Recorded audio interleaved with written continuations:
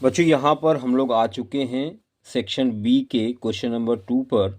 Do और 5 parts, any 5 parts, और हर एक क्वेश्चन यहाँ पर 4 मार्क्स का आपको मिलेगा। सेकंड का a part, find discriminant of quadratic equation. आपको यहाँ पर डिस्क्रिमिनेंट फाइंड आउट करना है, जिसको हिंदी में विविक्तिकर कहते हैं।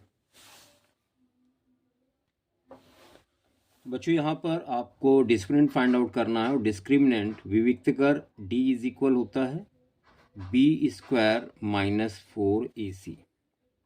बच्चों बी होता है एक्स के साथ वाला, एक्स का कॉफिशिएंट जो कि -7 है, होल स्क्वायर हो जाएगा -4।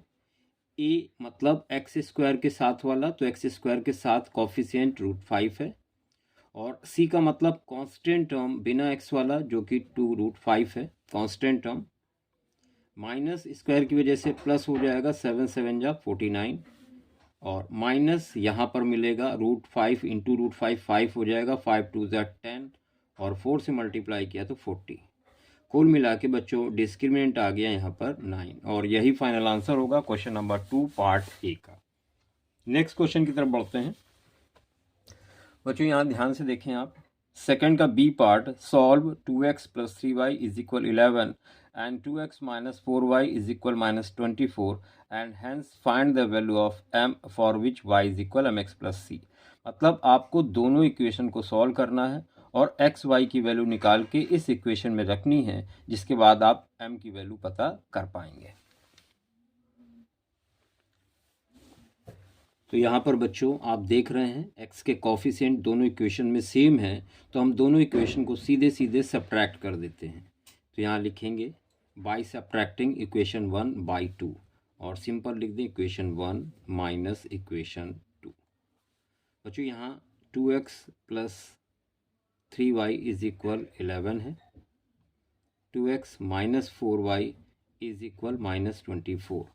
आप माइनस कर रहे हैं तो साइन चेंज होंगे, प्लस से माइनस हो जाएगा, माइनस से प्लस हो जाएगा, माइनस से प्लस हो जाएगा। ये कैंसिल हो गया, 3 और 4 7y हो गए, क्योंकि अब ये प्लस का हो चुका है। ये भी पॉजिटिव हो गया है, ये हो गया 35। बच्चों यहाँ आसानी से आपको y की वैल्यू मिल गई, 35/7 यानी 5। y की वैल्यू आपको मिल गई।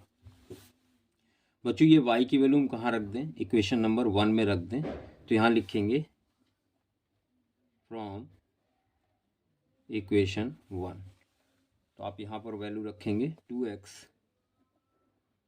+ 3 × 5 = 11। अब आप ध्यान दें, 2x = 11 माइनस 3 5 जा 15, उधर जाके माइनस का हो जाएगा। 2x = -4, या x = आपको यहाँ पर मिल जाएगा -2। x भी मिल गया, y भी मिल गया। आपको इक्वेशन दी है y = mx + c। यहाँ पर आप x y की वैल्यू रख देंगे, क्योंकि ये इसको सेटिस्फाई करेगा, क्वेश्चन में कहा गया है। y की जगह 5 लिखेंगे, m x की जगह -2, और सॉरी c नहीं दिया है, c की जगह यहाँ 3 लिखा हुआ है, यहाँ 3 दिया हुआ है, +3। बच्चों ये 3 इधर आएगा, तो 5 - 3 = माइनस का 2m हो जाएगा, -2m = 2। ये 2 अपॉन में आएगा, तो m आ जाएगा, 2 1 जा 2, माइनस का 1, और ये फाइनल आंसर होगा। आपको m की वैल्यू यहाँ पर फाइंड आउट करनी थी।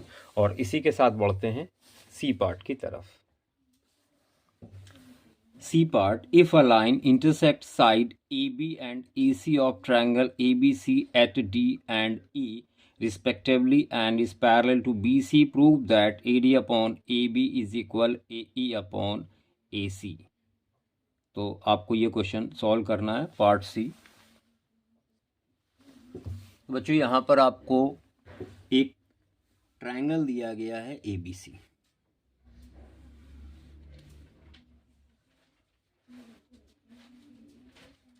तो यहाँ आप गिवन लिख लें, गिवन में ट्रायंगल ABC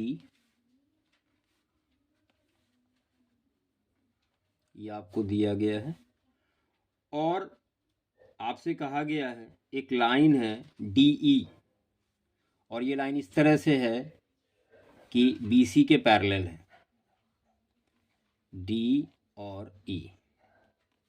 तो आपको DE पैरेलल BC भी दिया गया है। बच्चों आपको प्रूव करना है, टू प्रूव, आपको यहाँ पर प्रूव करना है AD अपॉन AB,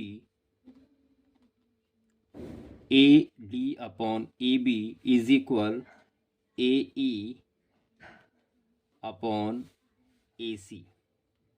तो आप ध्यान दें, आपको याद आ गया होगा थेल्स थ्योरम। तो चलो बच्चों स्टार्ट करते हैं प्रूफ।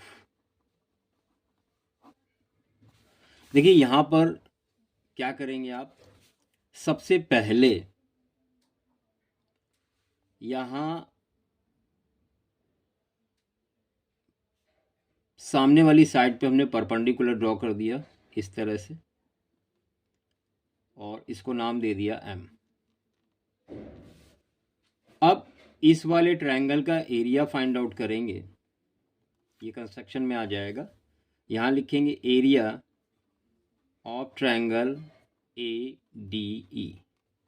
तो बच्चों ये हो जाएगा हाफ, बेस है AD और हाइट है EM। इसको इक्वेशन 1 बना लिया, और अब इसको ज्वाइन करा दिया, और इस ट्रायंगल का भी एरिया फाइंड आउट करेंगे। एरिया ऑफ ट्रायंगल BDE, बच्चों ये हो जाएगा हाफ बेस DB इंटू इस बेस पे परपेंडिकुलर ड्रॉ, यहाँ पे तो नहीं हो पाएगा, इस साइड को आगे बढ़ाने पर यही परपेंडिकुलर का काम करेगा, तो EM लेंगे यहाँ पर भी। फिलहाल दोनों को डिवाइड कर देते हैं, इक्वेशन 1 डिवाइडेड बाय इक्वेशन 2। बच्चों यहाँ पर आपको मिलेगा area of triangle ADE upon area of triangle BDE is equal half AD into EM upon half DB into EM। देखिए हाफ कैंसिल हो गया, EM भी कैंसिल हो गया। फाइनली आपको यहाँ पर मिला area triangle ADE whole upon area triangle BDE is equal AD upon DB। इसको डाल दिया इक्वेशन नंबर 3। बच्चों अब इसी तरह से इस वाली साइड पे भी परपेंडिकुलर ड्रॉ किया, नाम दे दिया N, और इसको ज्वाइन करा दिया। यहाँ पर area of triangle ADE is equal होगा half base AE into height DN लेंगे बच्चों, AE into TN, equation number 4। और इसी तरह से इस ट्रायंगल का एरिया, जहाँ पर EC बेस लेंगे, area triangle CDE is equal half base EC और हाइट यही काम करेगी यहाँ पर DN, इसको डाल दिया नंबर 5। दोनों को फिर से डिवाइड कर दें, तो इक्वेशन 4 को डिवाइड किया 5 से। बच्चों यहाँ मिलेगा area triangle ADE upon area triangle CDE is equal half AE into DN upon half EC into DN। देखिए DN कैंसिल हुआ, हाफ कैंसिल हुआ यहाँ पर, और आपको मिल गया area triangle ADE upon area triangle CDE is equal AE upon EC। ये हो गया नंबर 6। बच्चों अब ध्यान दें, आपको ये दोनों इक्वल लेकर आने हैं और ये तभी पॉसिबल है जब ये वाली साइड इक्वल हो जाए। यहाँ ADE है, यहाँ भी AD है, नीचे की दोनों चीज़ें डिफरेंट हैं डिनोमिनेटर की। तो अब आप ध्यान दें बच्चों, यहाँ पर 9th में जो थ्योरम है उसका इस्तेमाल करेंगे, पीछे आपने पढ़ी हुई है।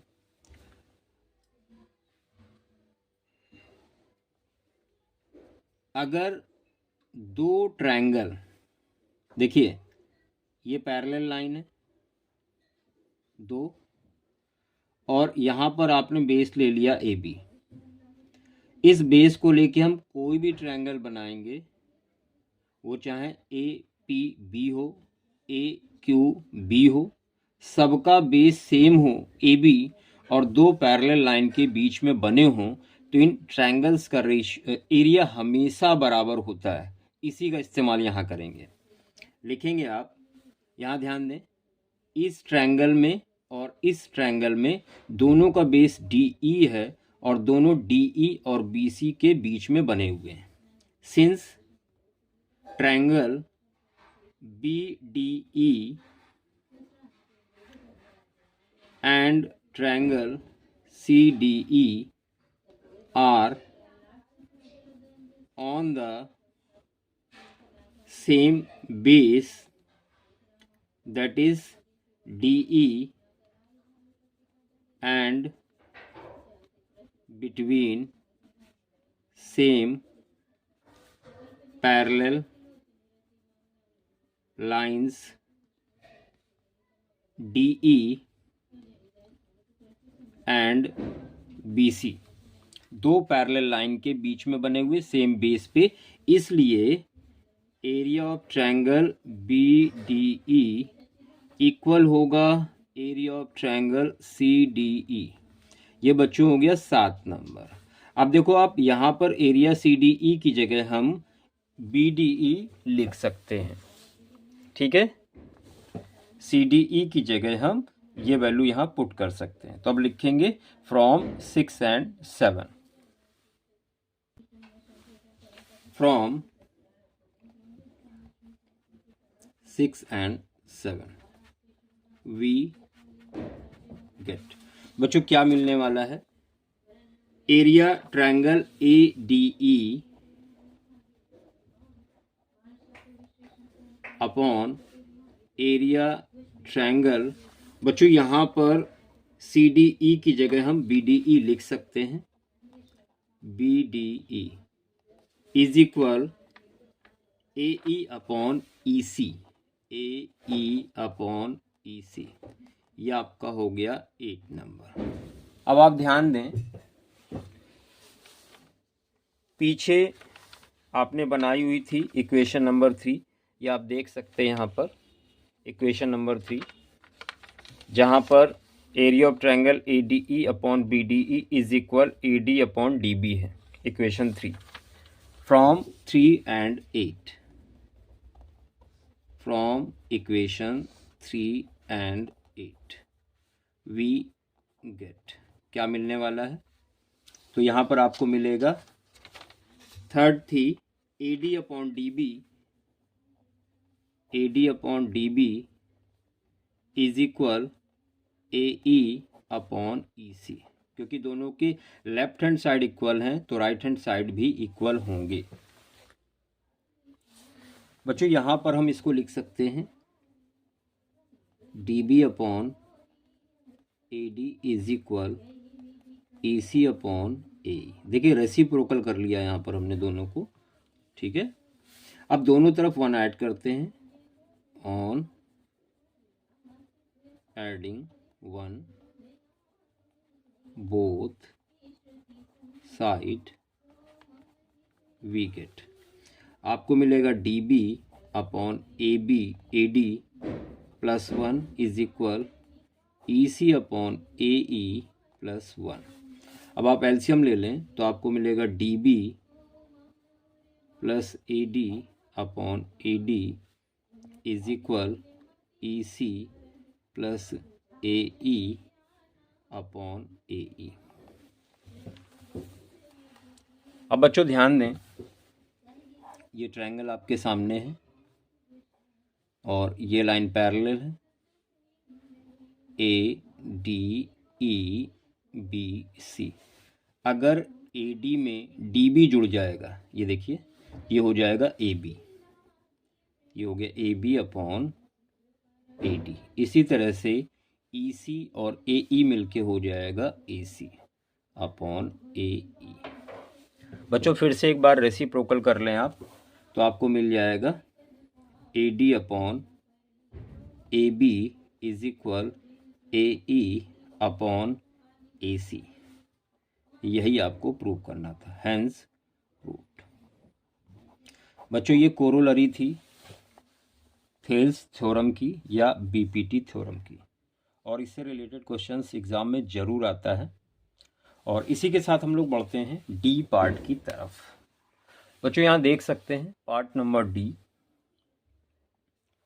A fraction becomes 1/3 when 1 is subtracted from numerator and it becomes 1/4 when 8 is added to its denominator. Find the fraction आपको पता करना है। बच्चों यहाँ पर फ्रैक्शन आपने सपोज कर लिया x अपॉन वाई, हम इसको f इज इक्वल लिख लेते हैं x अपॉन वाई। देखिए आपसे कह क्या रहा है, आपसे कह रहा है फ्रैक्शन 1/3 हो जाता है। कब हो जाता है 1/3? When 1 is subtracted from numerator. Numerator ऊपर वाले को न्यूमरेटर कहते हैं, इसमें अगर एक माइनस करते हैं तो ये 1/3 के इक्वल हो जाता है। बच्चों यहाँ पर क्रॉस मल्टीप्लाई करें आप, तो आपको मिलेगा 3x - 3 इज इक्वल y, यानी y की वैल्यू पता चल गई। इक्वेशन 1 बना लेते हैं अगेन अकॉर्डिंग टू क्वेश्चन। ये पूरा लिखिएगा, शॉर्ट में मत लिखिएगा। आपसे कह रहा it becomes 1/4 when 8 is added to denominator. Denominator मतलब नीचे वाले टर्म में जब हम 8 ऐड करते हैं, फिर से हमने क्रॉस मल्टीप्लाई किया तो ये हो जाएगा 4x is equal y plus 8। बच्चों यहाँ y की वैल्यू रखी जा सकती है यहाँ से, तो ये आ जाएगा 4x is equal 3x - 3 plus 8। यहाँ लिख दें फ्रॉम 1 की मदद से हमने y की वैल्यू यहाँ पर रखी है। अब बच्चों ध्यान दें, आपको यहाँ पर मिल जाएगा ये 3x माइनस होगा इधर आके तो x बचेगा, इज इक्वल 8 - 3 5। ये 5x की वैल्यू मिल चुकी है, ये वैल्यू 1 में रख दी जाए फ्रॉम इक्वेशन 1 वी गेट, तो y इज इक्वल 3x - 3, 5 3 15 - 3 12 आएगा, y भी मिल गया। इसलिए फ्रैक्शन क्या हो जाएगा x अपॉन y, यानी 5 अपॉन 12, और ये फाइनल आंसर हो गया इस क्वेश्चन का। और इसी के साथ हम लोग बढ़ते हैं डी पार्ट की तरफ, सॉरी ई पार्ट की तरफ। देखिए अगला पार्ट ई है। आपसे बोला गया find the roots of the equation x + 1 upon x is equal 3, x should not be equal to 0।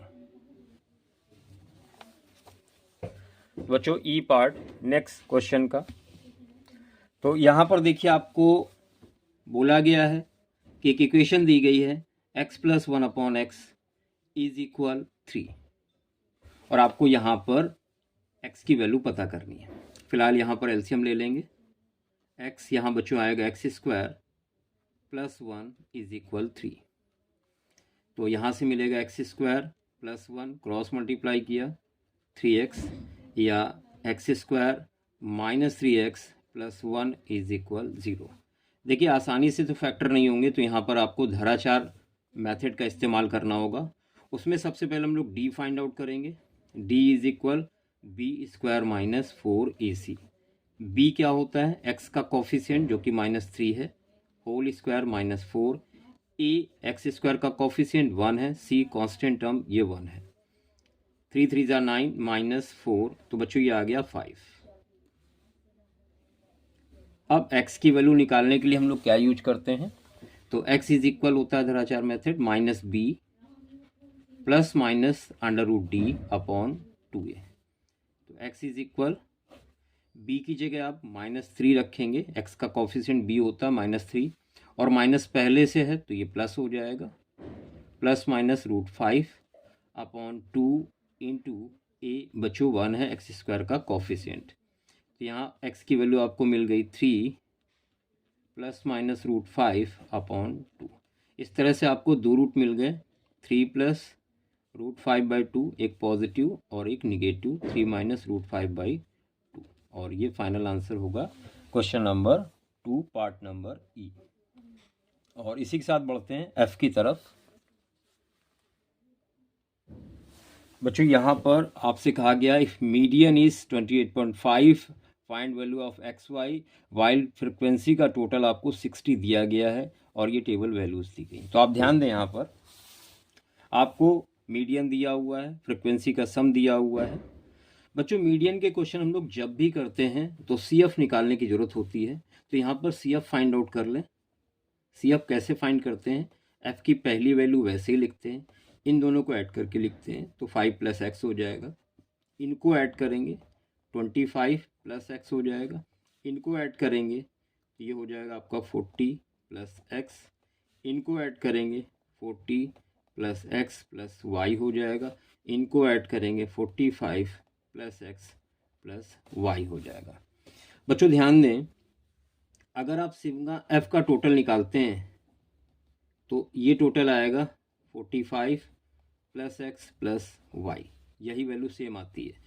और सिग्मा f पहले से आपको दिया गया है 60, ये हो जाएगा 60 = 45 + x + y, यानी y की वैल्यू आप आसानी से निकाल सकते हैं। 45 इधर आएगा तो यहाँ 15 बचेगा, x इधर आएगा तो माइनस का x हो जाएगा। इक्वेशन नंबर 1, ये आपने यहाँ पर y की वैल्यू को फाइंड आउट कर लिया। अब बच्चों ध्यान दें, आप मीडियन का फॉर्मूला क्या यूज करते हैं, तो मीडियन इज इक्वल होता है L + n/2 - CF upon F × H, ये फॉर्मूला यूज करते हैं मीडियन के लिए। और यहाँ ध्यान दें, मीडियन आपको 28.5 गिवन है और 28.5 इसके बीच में लाई करेगा, तो यहाँ बॉक्स बना लेते हैं। अब ध्यान दें आप, इस वैल्यू को L कहा जाता है, लोअर लिमिट 20, ये F कहलाती है और इसको कहते हैं CF। ठीक है, बॉक्स के ठीक ऊपर वाली वैल्यू। तो मीडियन की जगह आप 28.5 लिखेंगे is equal, lower limit L 20 है प्लस बच्चों n/2 का मतलब 60/2 यानी 30 हो जाएगा, माइनस CF 5 + x है, लेकिन इस माइनस की वजह से दोनों के साइन निगेटिव हो जाएंगे और बाहर h लिखा है, h होता है इनका डिफरेंस, CI का डिफरेंस जो कि 10 है, अपॉन में F 20 दिया हुआ है। बच्चों ध्यान दें, ये 20 इधर आके माइनस होगा तो 8.5 बचेगा इज इक्वल, 0 0 यहाँ कैंसिल हो जाएगा, 30 में 5 गया, 25 - x अपॉन 2 को क्रॉस मल्टीप्लाई कराएंगे तो 8 2 = 16 और 1 17 आएगा यहाँ पर, 25 - x। बच्चों x को इधर लाओ, 17 उधर जाके माइनस होगा तो आएगा 8, तो x की वैल्यू आ गई 8। x की वैल्यू 8 इक्वेशन 1 में रख दें तो यहाँ लिखेंगे from equation 1 y is equal 15 - 8, तो बच्चों y मिल जाएगा आपको 7। और ये फाइनल आंसर आपने पता कर लिया x और y की वैल्यूज़।